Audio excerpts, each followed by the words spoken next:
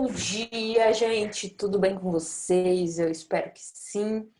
Comigo aqui tá tudo bem, né? Estudando, trabalhando, preparando nossas aulas. Daqui a pouco já vai uma gama de material lá para o Classroom, das aulas que a gente vai ter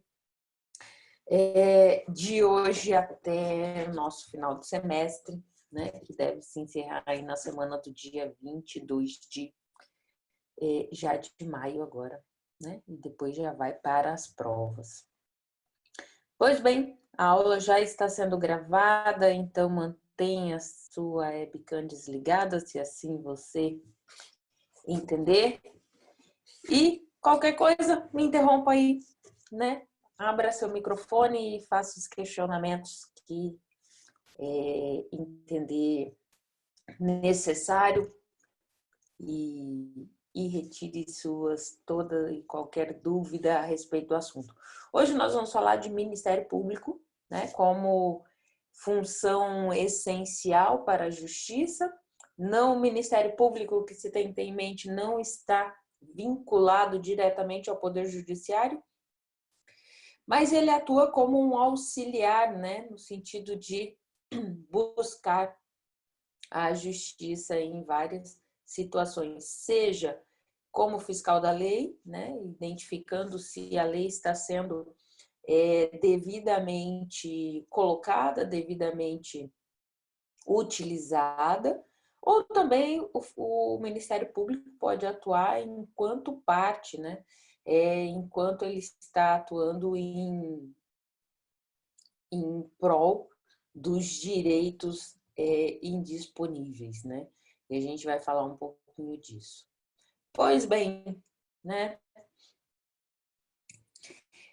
Ministério Público, né? Eu falei há pouco, é essencial essa função jurisdicional, então a gente precisa da existência do Ministério Público e cabe ao Ministério Público a defesa da ordem jurídica, então das leis, né? Do devido cumprimento e aplicação correta da legislação, o regime democrático, nós estamos num regime democrático, então cabe ao MP, né, ao Ministério Público, manter este regime democrático e qualquer situação que porventura venha a ocasionar que seja diferente disso, cabe ao MP a busca dessa defesa. E de outra feita, também cabe ao Ministério Público a defesa dos interesses sociais individuais indisponíveis. Alguns de vocês podem me perguntar, professora, mas o que vem a ser esses interesses sociais individuais indisponíveis, né?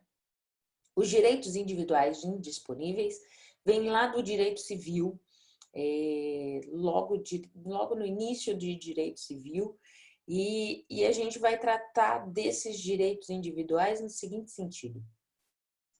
Quando o indivíduo nasce com vida, a partir do momento que ele nasceu, respirou, ele adquire o que a gente vai chamar de capacidade.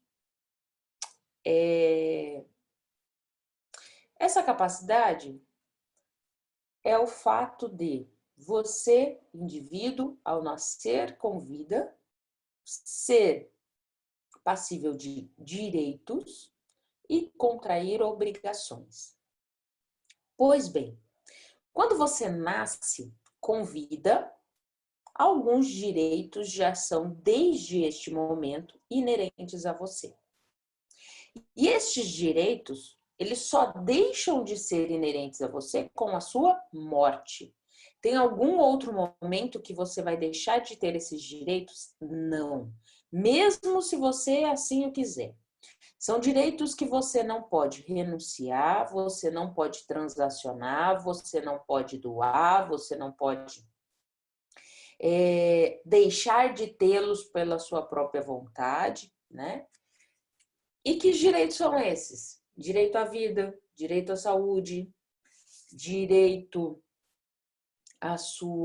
direito de imagem, né?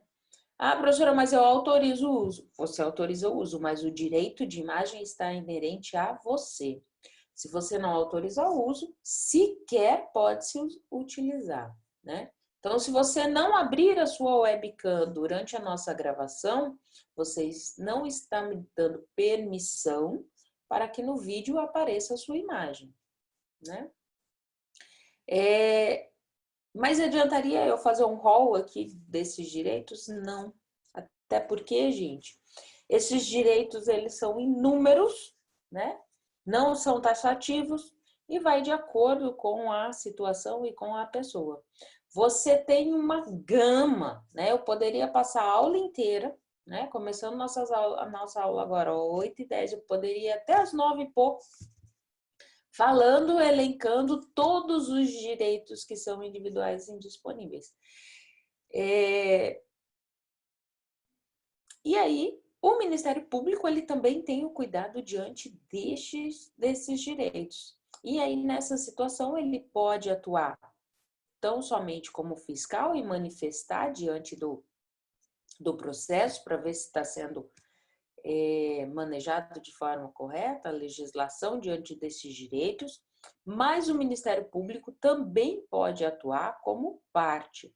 Ele vai atuar em nome próprio, mas direito alheio, né? Então, ele atua enquanto Ministério Público, mas em relação a um direito alheio, ao seu direito individual e indisponível, ok? Pois bem, o Ministério Público, assim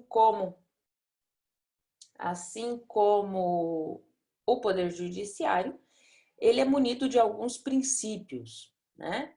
A gente falou lá do Poder Judiciário, o Poder Judiciário ele é dual, ou seja, eu tenho duas frentes, ele é administrado, né?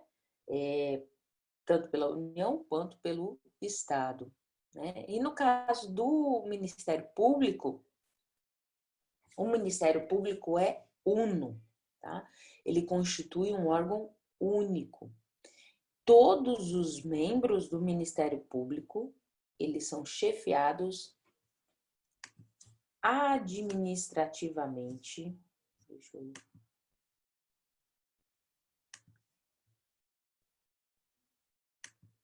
Eles são chefiados aqui, ó, administrativamente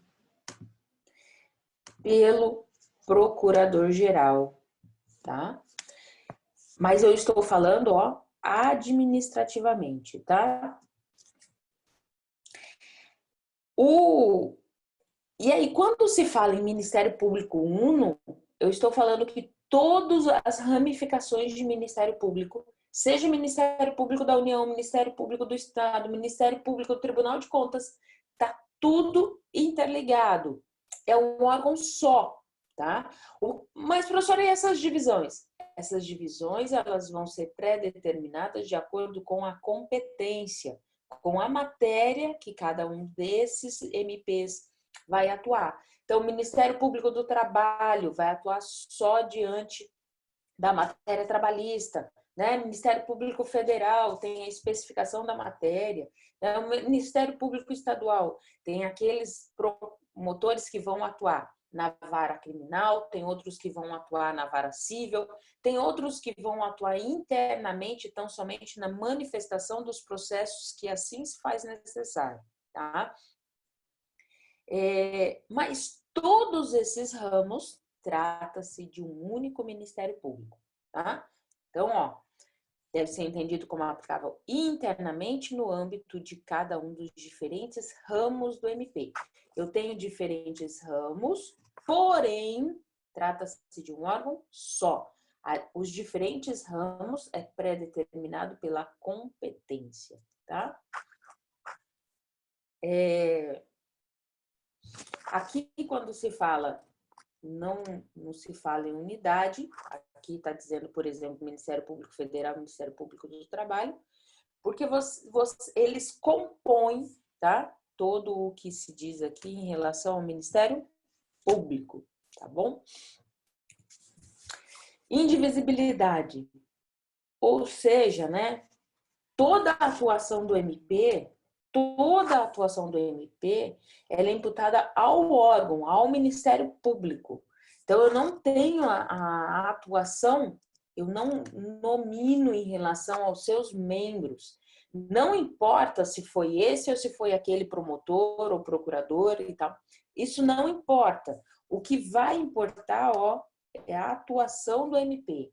É a atividade que está sendo exercida pelo Ministério Público. Se ele está exercendo de forma correta aquelas funções essenciais lá que a gente falou no primeiro slide, tá? E ela vai ter aqui, ó, a aplicação restrita no âmbito de cada um dos ramos do Ministério Público. Isso quer dizer que, dentro do Ministério Público do Trabalho, eu vou ter a aplicação da indivisibilidade de acordo lá com a parte administrativa do Ministério Público do Trabalho.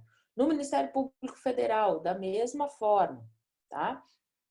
Então, dentro do MP, dentro da sua atuação, eu tenho isso de forma indivisível. Não importa, dentro do Ministério Público do Trabalho, não importa se o procurador do trabalho, se é esse, se é aquele, que vai ter tomado, que vai ter atuado, que vai ter tomado determinada medida. Não. Quando a gente pensa nisso em termos indivisíveis, a gente está falando do órgão. Então, a gente vai falar o Ministério Público do Trabalho atuou de tal forma, não importa quem o seja, tá? Independência funcional, assim como o Poder Judiciário tem a sua independência funcional, né? O Ministério Público também tem. Então, os membros do MP, eles não vão ser subordinados a ninguém, tá? Isso quer dizer que o procurador-geral, em que pese seja a titulação máxima dentro do Ministério Público, ele não vai subordinar ninguém. Nenhum outro promotor, nenhum outro cargo está subordinado diretamente a ele em termos funcionais. Professora, mas você acabou de falar que todo mundo está ligado, chefiado pelo procurador. Administrativamente, tá? Meramente administrativo. Ele não está de forma funcional. Isso quer dizer que o procurador, o promotor, qualquer um dos membros do MP tem liberdade na atuação das suas atividades. Ele não precisa seguir ordens por parte nem do Procurador-Geral, nem do Procurador-Geral de Justiça, no sentido de funcional, da sua função, tá? Ele já sabe qual é o papel da sua função, quais são as medidas que ele tem que tomar. Dessa feita, ele tem a liberdade na sua atividade. Assim como o juiz tem a liberdade na sua atividade também. O juiz, ele não está vinculado a nenhuma ordem por parte do desembargador lá no segundo grau, né? A sua sentença, as suas decisões vai de acordo com a sua motivação, tá? Então, vai se subordinar tão somente à Constituição Federal, ok? E aqui, isso eu já falei, subordinação dos membros é meramente administrativa ao procurador-geral. O promotor natural, assim como o juiz natural, ele equivale-se à situação de eu não posso criar, eu não posso colocar um membro do MP para julgar aquele caso concreto, aquele específico, né? Obrigatoriamente, isso já tem que estar constituído. Da mesma forma que o juiz natural, eu não posso criar, né, o que a gente vai chamar de tribunal de exceção, a Constituição assim o coloca, tribunal de exceção. Não há que se falar em tribunal de exceção. Eu já tenho que ter um poder judiciário pré-estabelecido, eu já tenho que ter um Ministério Público pré-estabelecido para atuação naquela matéria. Então, já vem aquilo de antes, eu não posso criar naquele momento, tá? Então, as funções do MP só podem ser desempenhadas pelos seus membros investidos no cargo, já está lá como promotor, já anteriormente, tá? Não posso casuisticamente, ser casuisticamente ao acaso, né, designar para a atuação de um processo específico, ok? Escolher o nome, né? Não posso fazer isso. Aqui nos slides, eu acabei não colocando a forma de admissão de entrada, né, enquanto Ministério Público, mas o MP também funciona da mesma forma que o Poder Judiciário, com ingresso por meio de provas e títulos. Então, você tem uma prova objetiva, depois uma prova discursiva. No caso do promotor, ao invés de ser sentença, trata-se de ações possíveis, né, para que estão a cargo do promotor, geralmente uma ação civil, uma ação penal, dependendo se tratar de um Ministério Público federal, então cai algo relacionado à atuação na esfera federal. Também passa pelo teste de psicotécnico, identificação da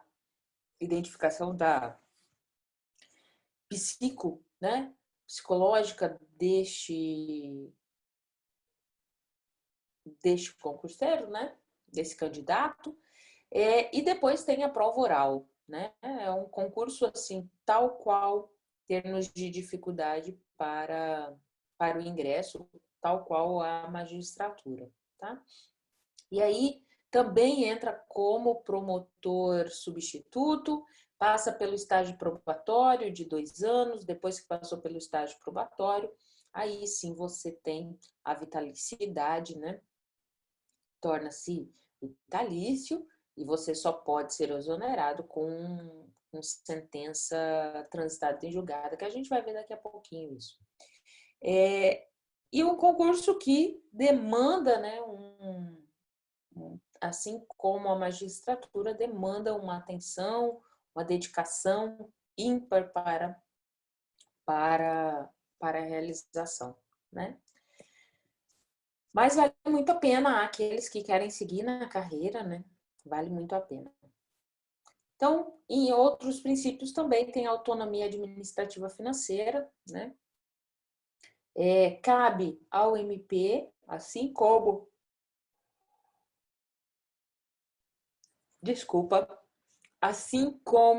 o Poder Judiciário, né?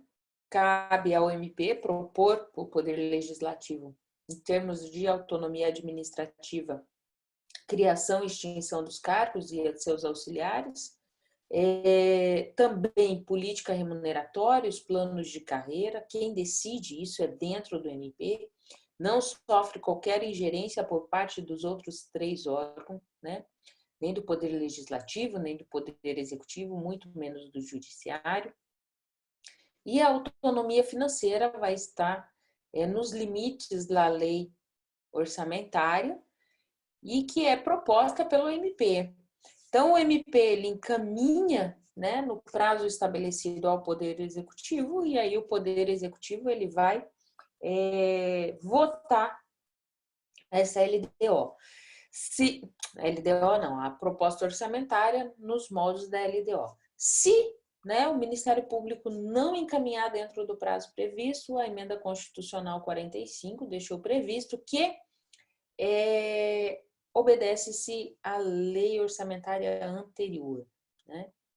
Se estiver desacordo com a legislação, o Poder Executivo está autorizado a fazer os ajustes, né, para se enquadrar na LDO.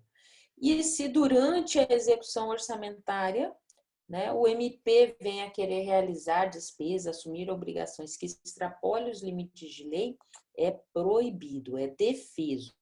A não ser que, né, exceto se foi previamente autorizado, se isso já foi autorizado antes, e aí sim eu tenho uma abertura de crédito suplementar ou especial. Do contrário, deve-se obedecer o orçamento que foi votado.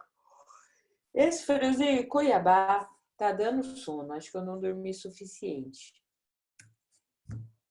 Bom, qual que é a composição, né? Composição e a chefia do Ministério Público da União. Procurador-Geral da República.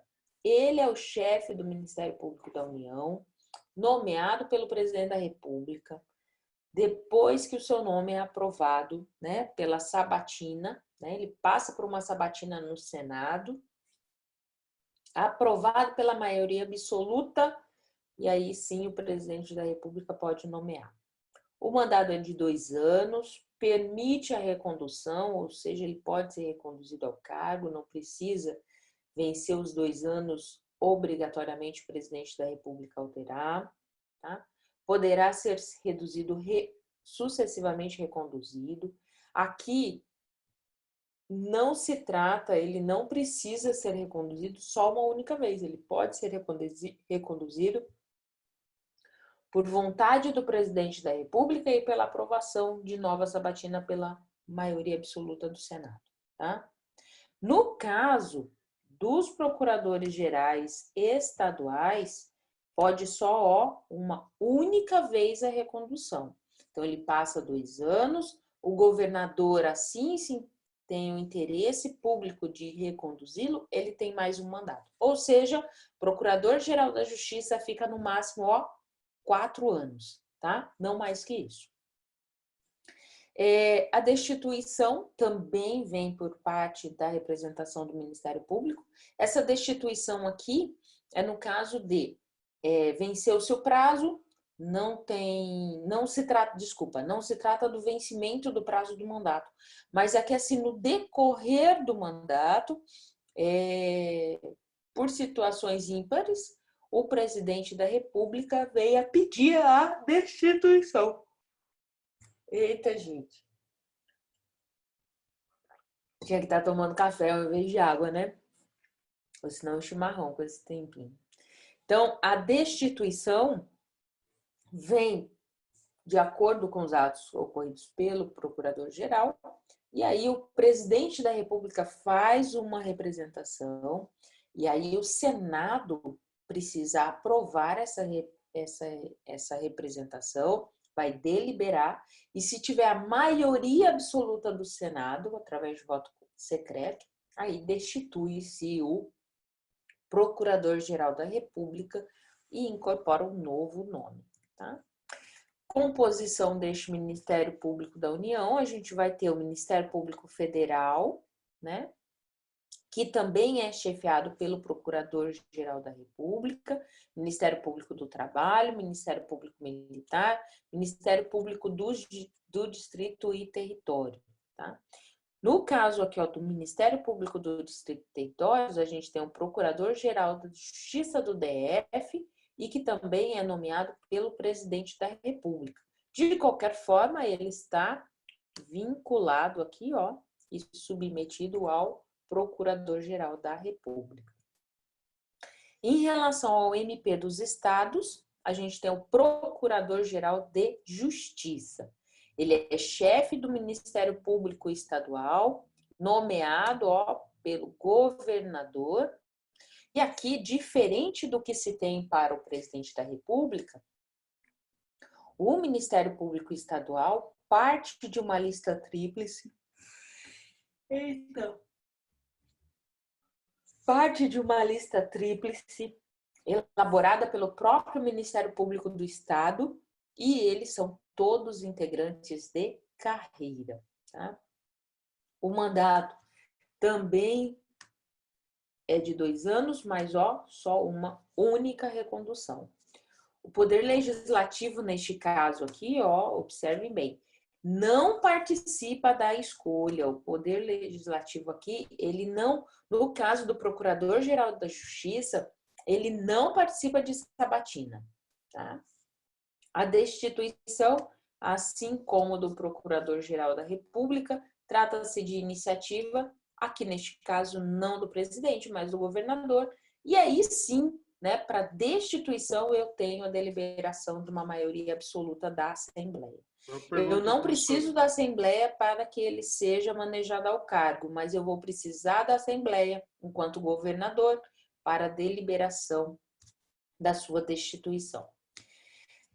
Qual que é a iniciativa em relação da lei de organização? Trata-se de lei complementar, né? Porque eu vou complementar ao que está na Constituição. Essa iniciativa é concorrente, ou seja, ela é dependente tanto do chefe do executivo quanto do procurador-geral. Se for no caso da União, procurador-geral da República; se for no caso do Estado, procurador-geral da Justiça. Então, a iniciativa, a gente vai falar de iniciativa no processo legislativo a partir da nossa próxima aula. A iniciativa aqui, ela é concorrente, ou seja, a proposta para a Assembleia, para a votação, tem que vir tanto do chefe do Executivo quanto do Procurador-Geral. Pode fazer a pergunta, Monserrat. Abre seu microfone e pode falar. Bom dia, professora. Você falou que o Procurador-Geral de Justiça, ele... Está me ouvindo? Pode falar. O fone estava ligado aqui. Pode falar, por favor. Você falou que o Procurador-Geral de Justiça ele tem que ser escolhido a partir de uma lista tríplice. Sim. Nós sabemos que os presidentes brasileiros escolhiam, né, o Procurador-Geral da República a partir da lista tríplice também. Eu gostaria de saber se isso é uma regra para a questão do Procurador-Geral da República, porque antigamente obedeciam, mas agora não obedecem nada. O último que entrou, ele não estava na lista tríplice, o Aras, né? Que acontece? O Procurador-Geral da República, o presidente ele não precisa obedecer essa lista tríplice. Ele o fazia em algumas situações dos presidentes anteriores, eles acatavam os nomes que vinham do próprio órgão, do próprio Ministério Público, para fazer essa escolha. Mas não como uma obrigatoriedade, tá? É uma liberalidade do presidente da República escolher o nome, né? O que busca é que o Procurador-Geral da República, ele seja de dentro do Ministério Público, tá? Essa, assim, é uma... Mas eu também tenho essa obrigatoriedade? Não, eu não tenho. Enquanto Procurador-Geral da República aqui, ó, eu não tenho... Aqui, desculpa. Eu não tenho essa obrigatoriedade, tá? Eu não tenho. Então, os presidentes geralmente o fazem no sentido de apaziguar em relação ao não criar nenhum desconforto do presidente com o Ministério Público, tá? Mas enquanto Procurador-Geral da República, ele não tem essa obrigatoriedade, não tem. Tanto assim que o Aras, que assumiu agora, ele não estava na lista tríplice. Não estava, não constava da lista tríplice. E foi um nome que surgiu por outras vontades, por outros até de uma forma política e tal, e que o Bolsonaro entendeu que fosse o melhor para que ele colocasse como Procurador-Geral da República, né? Então, ele pode fazer? Pode. Liberdade de escolha, tá? Assim como a gente falou aula passada em relação ao ministro de Estado, que o presidente tem total autonomia e liberalidade de colocar quem ele bem entender, né? E é claro que quando ele o vê enquanto ministro de Estado, deve seguir alguns requisitos, mas ele está obrigado a seguir esses requisitos? Não, não está. Tá? Então, no caso do Procurador-Geral da República, ele também não está adstrito a situações, diferente do que a gente tem no Ministério Público Estadual, que aí o governador deve obedecer à lista tríplice e escolher dentre a lista tríplice, obrigatoriamente. Tá? Compreendido. Obrigada, eu. Voltando aqui, Então, essa iniciativa de organização, ela deve ser concorrente, então esse requerimento, né, de votação para a Assembleia vai ser pelo Poder Executivo e pelo Procurador-Geral, assim, tanto na questão da União, do Ministério Público da União, quanto do Ministério Público Estadual, né? Em relação ao Ministério Público Estadual, principalmente, você vai ter normas gerais que vão ser fixadas pelo Congresso Nacional, e vai ser mediante aqui iniciativa privativa, neste caso, do presidente da República. Então, aqui tem as normas gerais e as normas específicas de administração e organização do Ministério Público Estadual. Aí sim vai ter chefe do Executivo e Procurador-Geral de Justiça, no caso do estadual. Bom, garantia dos membros, a vitalicidade, inamovibilidade e irredutibilidade dos subsídios, né? São as mesmas garantias inerentes à magistratura. Então, a vitalicidade adquire-se efetivamente após o estágio probatório de 2 anos de exercício no cargo enquanto promotor substituto, e aí depois desses 2 anos, tão somente a perda do cargo ocorre por sentença judicial transitada em julgado, né? Fora isso, não há que se destituir o promotor do seu cargo. Então, não adianta ameaçar o promotor dizendo, se você não o fizer dessa forma, se você não atuar dessa forma, você vai perder o cargo. Não, ele não vai perder o cargo por isso, desde que a sua conduta esteja dentro da legislação. Inamovibilidade é o fato de, se você não atuar dessa forma, eu vou mudar você de cidade, você vai lá para Conchinchina. Posso fazer isso? Não, né? A mudança, a alteração, ainda que seja por promoção, cabe ao promotor assim entender que lhe seja devido querer, né? Ele tem que demonstrar interesse. Isso é absoluto? Assim como no Poder Judiciário, não é absoluto. Porque se eu tiver interesse público e decisão pela maioria absoluta do órgão colegiado, há alteração, né, do local de atuação daquele promotor. Independente, neste caso aqui, né, considerando o interesse público e a decisão da maioria do órgão colegiado, independe da vontade do promotor. Tá? Irredutibilidade dos subsídios, ou seja, o valor que é percebido pelo promotor não pode ser reduzido, né, por vontade de outrem. Assim. O que a gente vai chamar de irredutibilidade nominal, então aquele valor específico de recebimento. O que trata-se de irredutibilidade real aqui é porque sobre o valor que recebe o promotor e o procurador e tal, tem a redução sim diante dos impostos que lhe são devidos. Então, quando se fala em irredutibilidade de subsídio, não abarca o fato de ter a redução por conta do imposto de renda, por exemplo, né?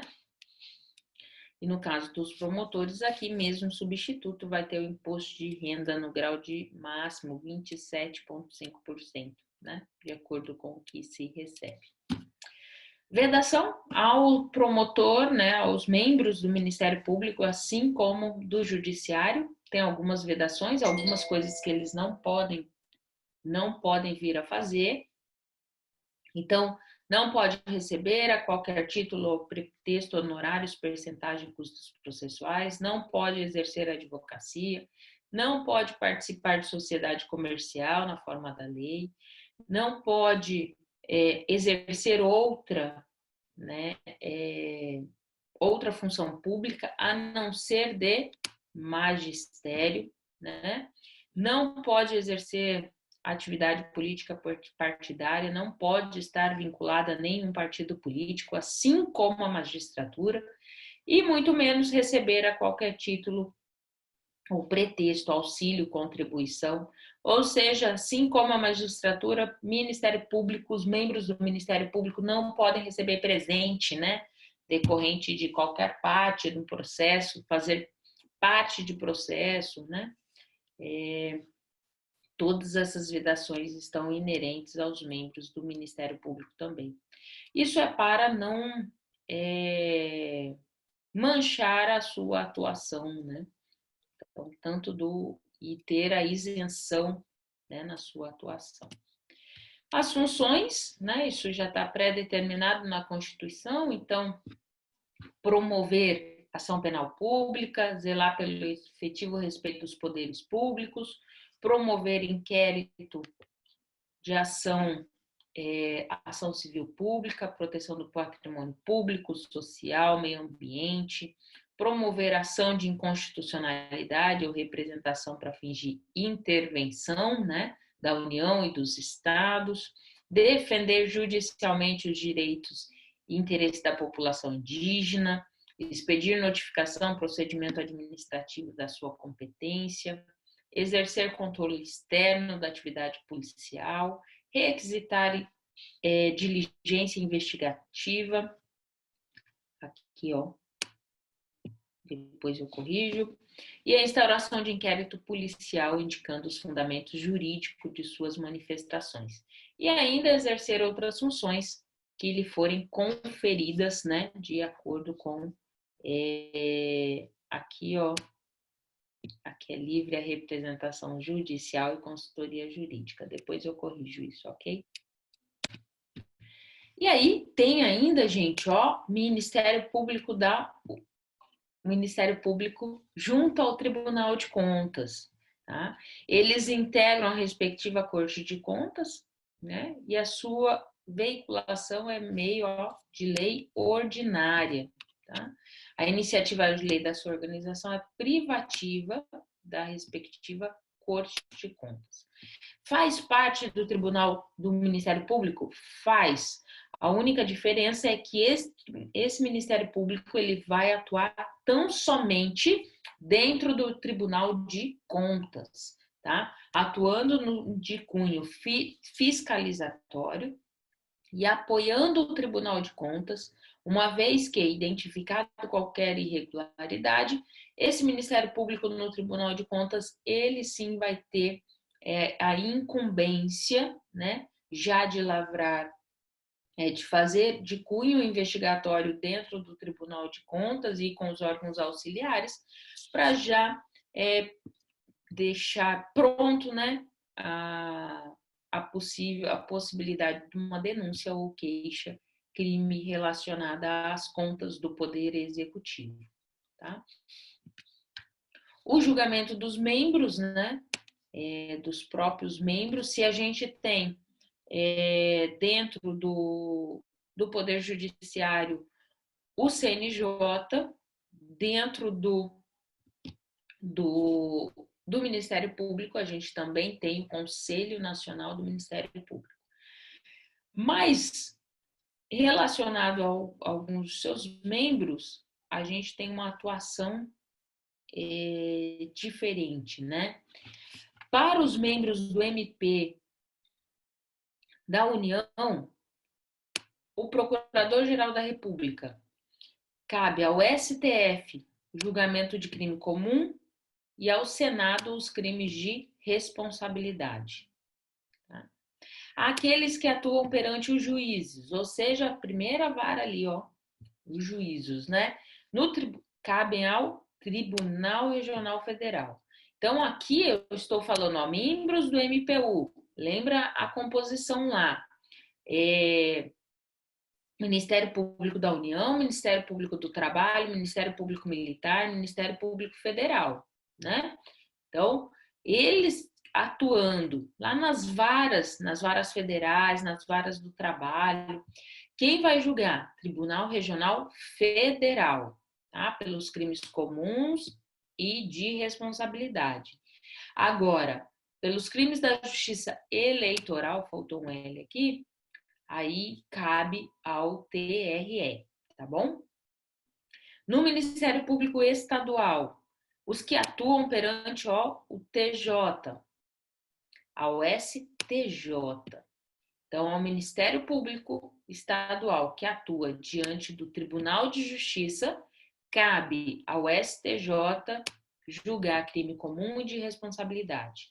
Àqueles que atuam no juízo, né, nas varas de primeiro grau, cabe ao TJ julgar. E aos membros do Conselho Nacional do Ministério Público, cabe ao Senado Federal o julgamento dos crimes de responsabilidade, ok?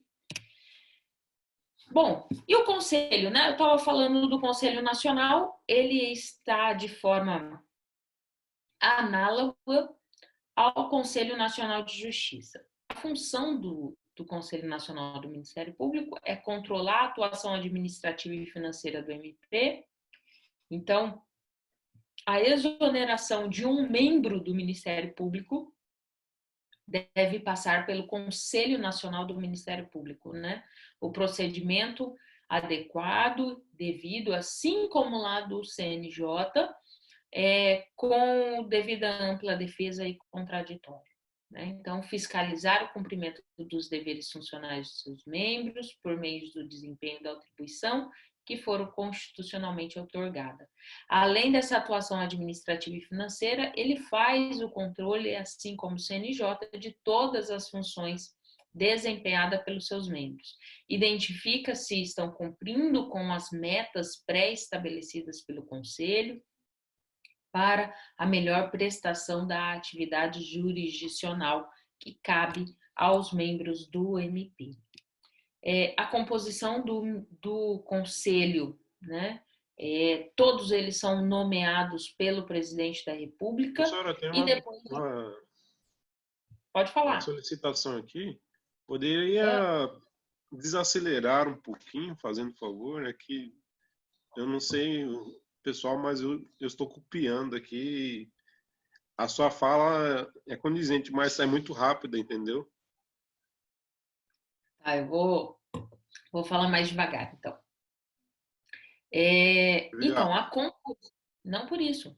A composição do Ministério Público, todos os 14 membros que compõem, né, o Conselho, todos eles são nomeados pelo presidente da República e após uma sabatina do Senado Federal.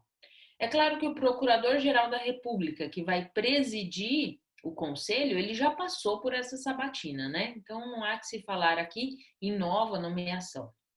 Então, ele já teve a nomeação por parte do presidente e já foi aprovada a sua escolha. Os demais membros, que aí, então, eu tenho essa escolha, né? Vai ser nomeado pelo presidente e vai passar pela sabatina. Então, eu tenho 4 membros do Ministério Público da União, que é assegurada a representação em cada uma das carreiras. Então, eu tenho o Ministério Público do Trabalho, Ministério Público Federal, Ministério Público Militar, né? E o próprio MPU. Então, cada uma dessas searas vai estar representada lá no Conselho. 3 membros do Ministério Público dos Estados. Então, dos Ministérios Públicos de todos os estados, vem 3 membros. 2 juízes, um indicado pelo STF e um indicado pelo STJ. 2 advogados. 2 advogados do Brasil todo, gente, tá? Que vai ser indicado pelo Conselho Federal da Ordem dos Advogados.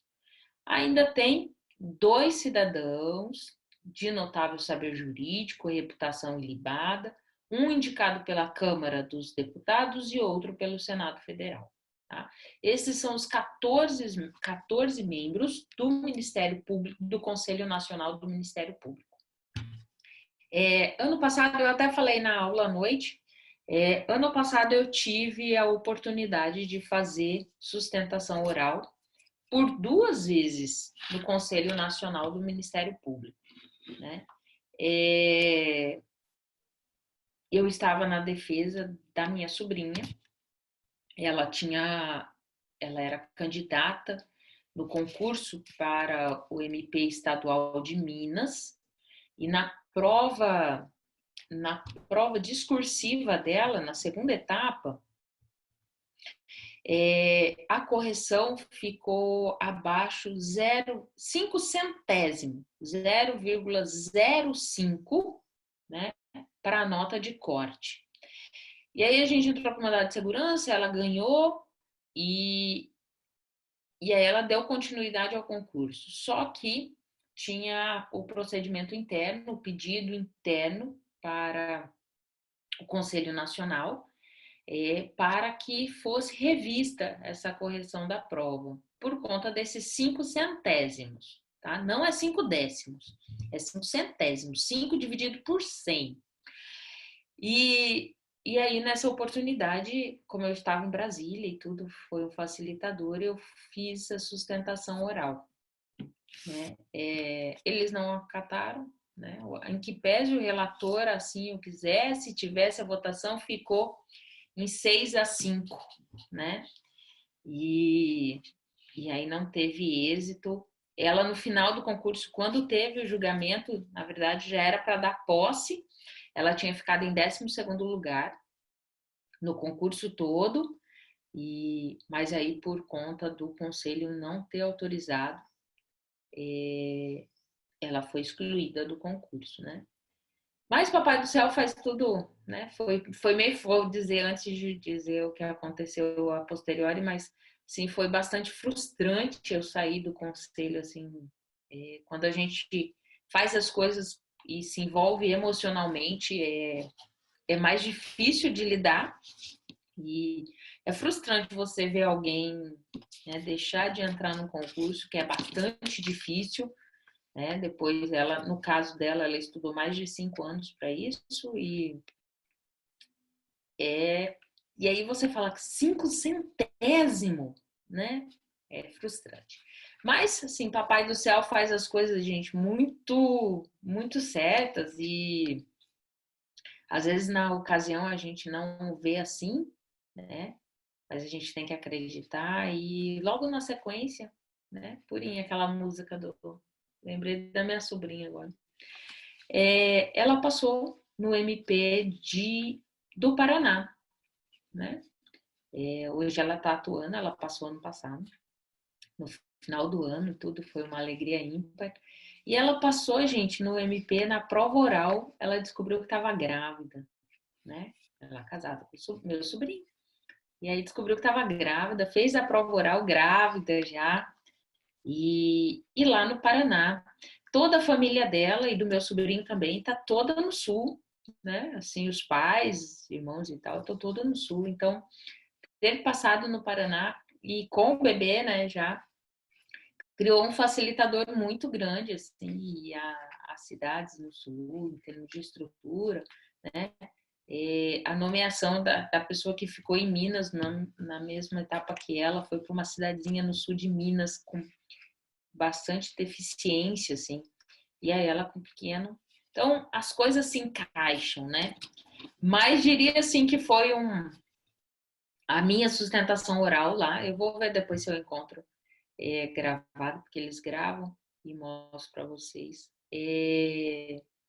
Foi frustrante de certa forma por não ter conseguido, mas foi mais uma parte da atividade, né, que eu pude exercer enquanto advogada. E que bom que ela passou, né? Porque os 5 centésimos ficou por um tempo pairando minha cabeça. Gente, de Ministério Público é isso, enquanto função essencial, né? Enquanto função essencial, eu tenho só o Ministério Público? Não, a gente já falou em aulas pretéritas quando a gente falou de Poder Judiciário. Além do Ministério Público, a gente tem a Defensoria Pública e tem a Advocacia Geral da União, tá? São 2 órgãos que eu não vou adentrar em termos assim de maior importância, é o Ministério Público. Então, por isso que eu, assim, selecionei.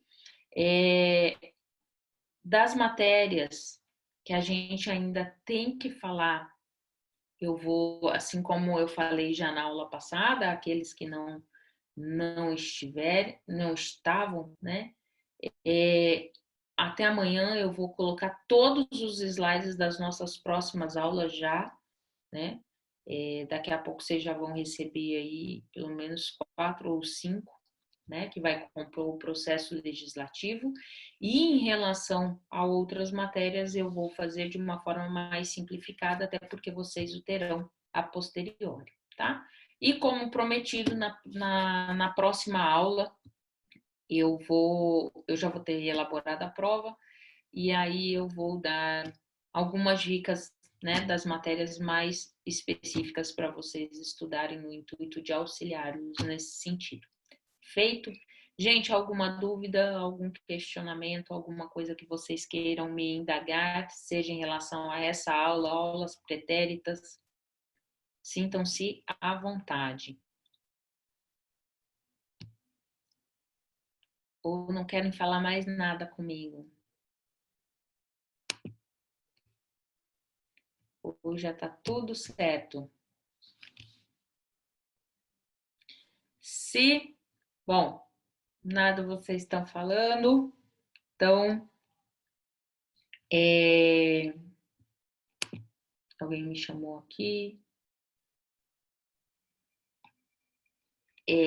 Se qualquer dúvida que vocês tenham, essa aula, como foi, ela já, assim que eu desligar, ela já baixa para mim, e aí conforme for, se não tiver o problema da internet que estava ontem, que estava difícil de subir o material, eu já disponibilizo hoje ainda para vocês, tá bom?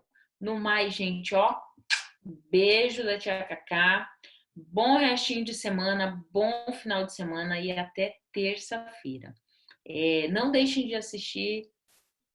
Se não puder assistir a aula aqui, assista os vídeos. Não deixem a matéria ficar muito para cima da prova, porque é muita coisa, né? Não só da minha matéria, como dos demais professores. Então, caprichem. Se não puder assistir, assistam os vídeos, né? E vai sanando as suas dúvidas, né? Do que vocês puderem, tá bom? Ó, beijo, gente. Fui.